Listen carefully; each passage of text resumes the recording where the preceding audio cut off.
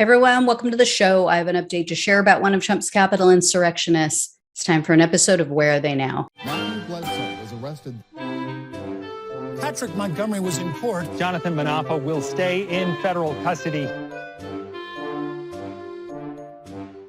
No, I don't take responsibility at all. So 49-year-old Colorado resident Thomas Hamner was seen on Capitol grounds wearing a helmet, goggles, and a sweater that said, quote, "Guns don't kill people, Clintons do." And Hamner used a photo of himself on the Capitol grounds standing next to a life-size cutout of Trump.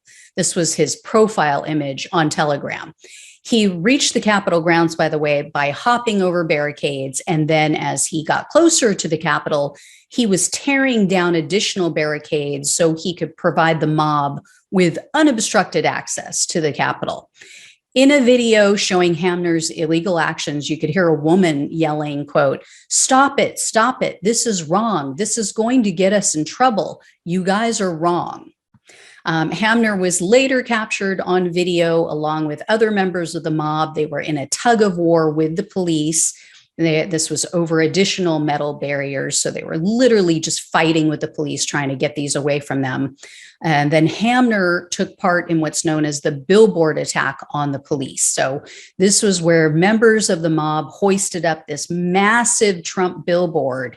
It had a metal frame, it was bolted, and it had these huge wheels on it, these huge casters. And they rammed it into a line of police officers. The prosecutors and the judges have referred to the sign as something like 10 feet tall by 15 feet wide. Like I said, it had these huge metal casters. They said were the size of a human's head. So it will come as no shock to anyone, with a brain at least, that Hamner has a very extensive, very violent criminal history. With his January 6th case, Hamner now has 11 criminal convictions under his belt. And the prosecutor told the judge, quote, "He spent the better part of 20 years on probation and constantly reoffended by committing new crimes." In 2005, Hamner was convicted of felony force/assault with a deadly weapon with great bodily injury. After serving 1 year in prison for that, he violated his probation and then was sentenced to an additional 2 years behind bars. He then assaulted his wife by placing a pillow over her face until she almost passed out. Then he broke her phone in half when she tried to call 911. And in 2010, he assaulted another wife, I believe it was. This time, this was at a casino. He headbutted her in the face. And then when she went and found officers on site, he took off. And then he jumped into somebody's backyard and tried to hide. He got 9 months in jail and then 3 years of probation for that crime. Hamner has also been convicted for 2 separate instances of resisting arrest. In 2014, Hamner had to be tackled to the ground and threatened with a taser after an officer attempted to pull him over for a traffic violation. So instead of complying, Hamner got out of his car and he started walking home. And then he told the cop that, "Oh, I resisted because I have an outstanding warrant in another state." So that warrant was issued for a failure to appear for a probation hearing. And the prosecutor said that although he obviously knew of it, he was obviously aware of it because he told the officer about it, he ignored it for 10 years. Then on November 9th of last year, Hamner was arrested again for his actions at the Capitol. He told the arresting officers, quote, "You're lucky I ain't running and making you guys go through hell right now. Just look at my rap sheet. I'm a runner and I'm a fighter, but ain't that today because I know I've been doing right." Really? Okay, if you say so. I mean, oh my God. And all of that was caught on body cam. These are the perpetual victims and the so-called political prisoners that the right is always boo-hooing about. Just keep that in mind.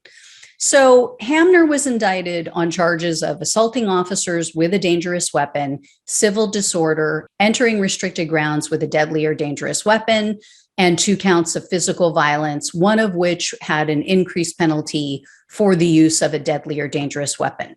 In May of this year, Hamner pleaded guilty to the felony charge of civil disorder. However, he didn't sign a formal plea deal for some reason. So the other charges weren't dropped. According to the DOJ sentencing memo, those are still pending. So based on just this one crime alone that he admitted to, the civil disorder, Hamner was staring down the barrel of 5 years in prison, 3 years of probation, and up to $250,000 in fines. This time, the prosecutor actually asked for the full prison term. They requested 60 months in prison, 3 years of probation, $2,000 in restitution, and a $100 special assessment.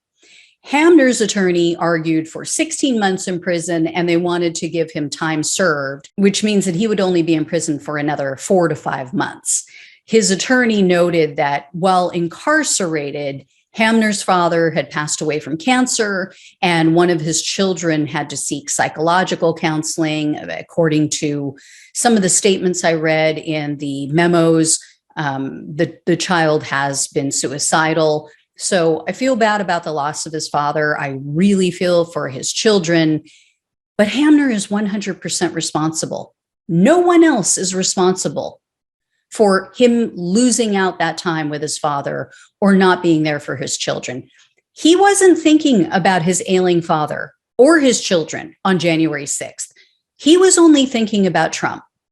You know, Michael Cohen warned all of these people, and they called him a liar. It's tragic. It's a tragic situation that Hamner brought on himself.